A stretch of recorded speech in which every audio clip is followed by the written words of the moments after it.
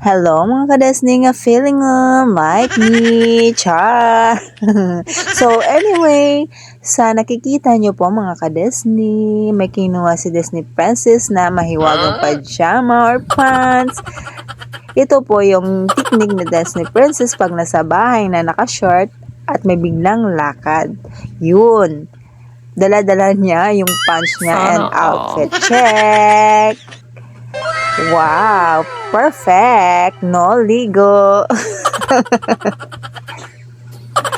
Okay lang yan. Hindi naman halata. Kayo din kaya. Oo, di ba? So anyway, punta muna ako ng city. May kailangan akong bilhin kasi nga kailangan nga eh. Huwag na kayong magtanong. Personal nga eh. I need it urgent. So mainit siya po. Pero okay lang yan, carry ni Disney Princess kasi hindi naman tayo tunay na prinsesa. Tayo ay Pikoy na prinsesa. Charot. So, ang ganda ng panahon and maluwag ang daan. So, ang ganda talaga magbiyahe ng ganito, no? Walang traffic. So, yun lang.